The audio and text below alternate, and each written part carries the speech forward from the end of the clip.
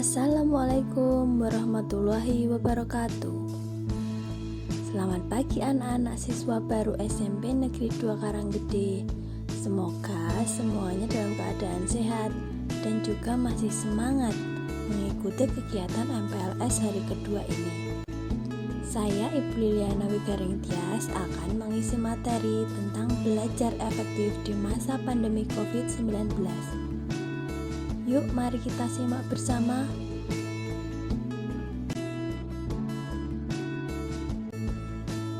Apa sih belajar efektif?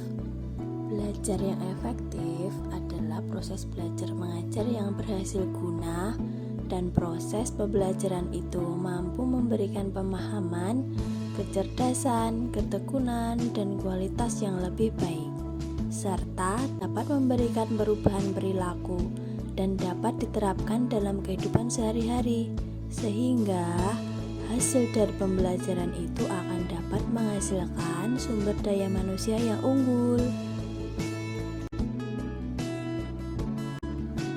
Nah, untuk mencapai belajar yang efektif, tentu saja dalam proses belajarnya harus dilakukan dengan baik dan benar. Berikut ini adalah tips-tips belajar yang baik dan benar. Yang pertama yaitu niat sungguh-sungguh.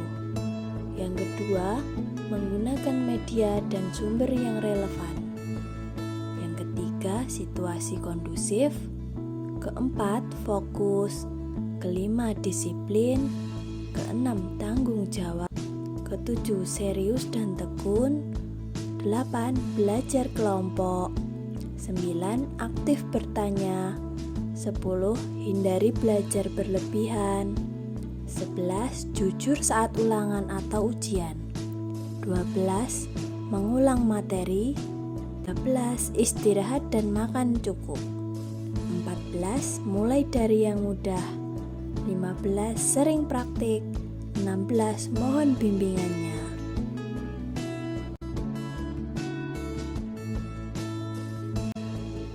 Yang pertama, niat dengan sungguh-sungguh. Kalau belajar tidak sungguh-sungguh ataupun tidak niat, yang ada malah pikiran kita melayang kemana-mana. Entah itu tentang makanan, game, atau lawan jenis, dan lain-lain. Oleh sebab itu, belajar yang baik dimulai dengan niat yang sungguh-sungguh. Ingat bahwa kewajiban kita sebagai siswa adalah belajar.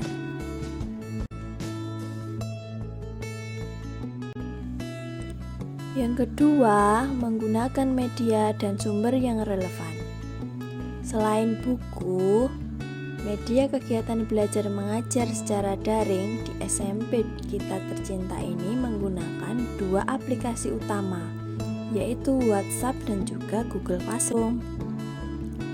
Jadi, masing-masing anak wajib punya akun untuk 2 aplikasi tersebut. Bagi yang belum punya, silakan download di Play Store.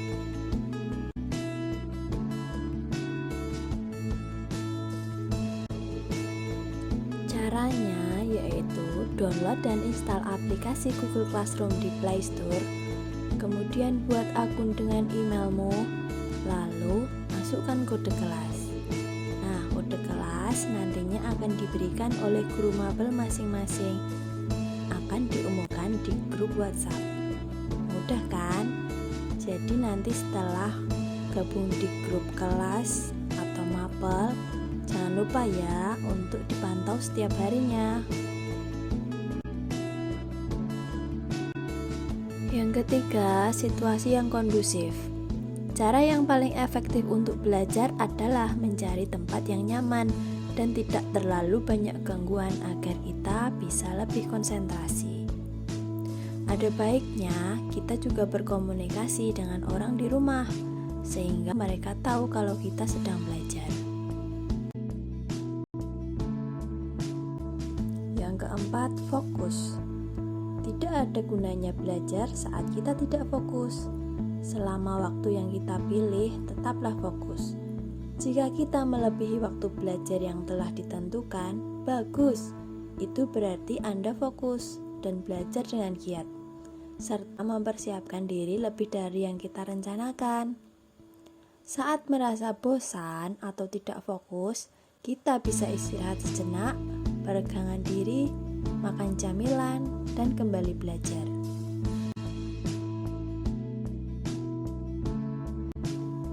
Yang kelima, disiplin. Perhatikan jadwal pelajaran yang diberikan oleh sekolah. Apabila kita telah ada jadwal belajar, maka harus dijalankan dengan baik. Contohnya, seperti belajar tepat waktu dan serius, tidak sambil main-main, dengan konsentrasi penuh. Jika masuk waktu makan, mandi, ibadah, dan sebagainya telah tiba, maka jangan ditunda-tunda. Lanjutkan belajar setelah melakukan kegiatan tersebut, jika waktu belajarmu belum usai. Bermain dengan teman atau game dapat merusak konsentrasi belajar. Sebaiknya kegiatan bermain juga dijadwalkan dengan waktu yang cukup panjang, namun tidak melelahkan jika dilakukan sebelum waktu belajar. Jika bermain video game, sebaiknya pilih game yang mendidik ya. Keenam, tanggung jawab. Fokus untuk menjadi siswa yang lebih baik, tingkatkan tulisan tanganmu, pelajari cara membuat catatan yang dapat kamu ingat untuk waktu yang lebih lama. Jadilah siswa yang terorganisir, selesaikan tugasmu tepat waktu, dan jadilah kreatif. Yang ketujuh, serius dan tekun. Ketika belajar di kelas, dengarkan dan catat apa yang guru jelaskan. Catat yang penting karena bisa saja hal tersebut tidak ada di buku dan nanti akan keluar saat ulangan atau ujian. Ketika waktu luang, baca kembali catatan yang telah dibuat tadi dan hafalkan sambil dimengerti. Jika kita sudah merasa mantap dengan suatu pelajaran, maka ujilah diri sendiri dengan soal-soal. Setelah soal dikerjakan, periksa jawaban dengan kunci jawaban.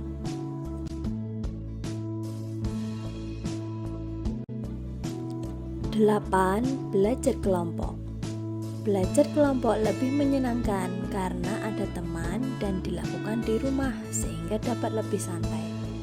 Namun sebaiknya tetap didampingi oleh orang dewasa seperti kakak, paman, bibi, atau orang tua agar belajar tidak berubah menjadi bermain. Kegiatannya adalah membahas pelajaran yang belum dipahami oleh semua atau sebagian kelompok belajar, baik yang sudah dijelaskan guru maupun belum dijelaskan. Yang kesembilan, aktif bertanya. Jika ada hal yang belum jelas, maka tanyakan kepada guru, teman, atau orang tua. Jika kita bertanya, biasanya kita akan ingat jawabannya. 10. Hindari belajar berlebihan.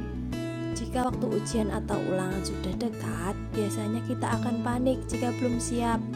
Jalan pintas yang sering dilakukan oleh pelajar yang belum siap adalah dengan belajar hingga larut malam, atau begadang, atau membuat contekan. Sebaiknya ketika akan ujian tetap tidur tepat waktu, karena jika begadang semalaman akan membawa dampak yang buruk bagi kesehatan, terutama bagi anak-anak. Terlalu lama di depan handphone atau laptop juga tidak baik untuk kesehatan. 11. Jujur saat ulangan atau ujian. Hindari mencontek ketika sedang mengerjakan soal ulangan atau ujian. Mencontek termasuk curang dan pembohong.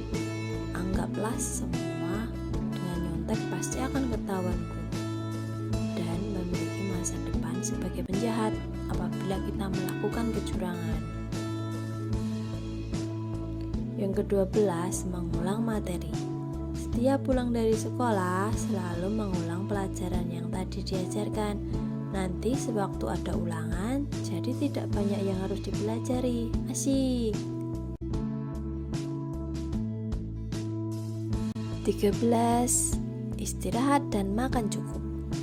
Setelah seharian di sekolah, badan kita membutuhkan masukan energi tambahan yang bisa didapatkan dari istirahat dan makanan yang kita makan.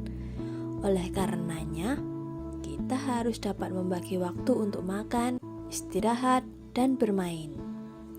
Kalau semuanya dilakukan dengan baik, badan jadi segar setiap hari. Jadi tidak sering mengantuk di kelas. 14.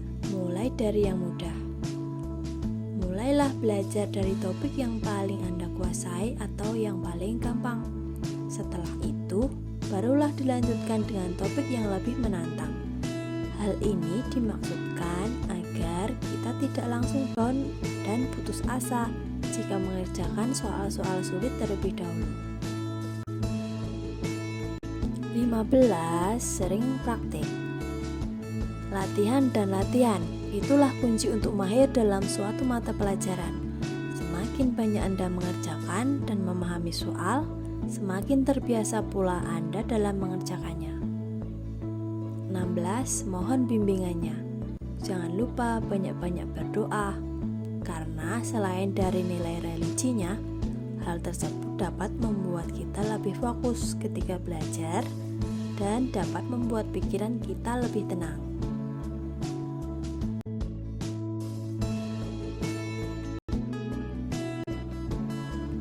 Nah, pertanyaannya yang pertama, apa saja manfaat belajar efektif?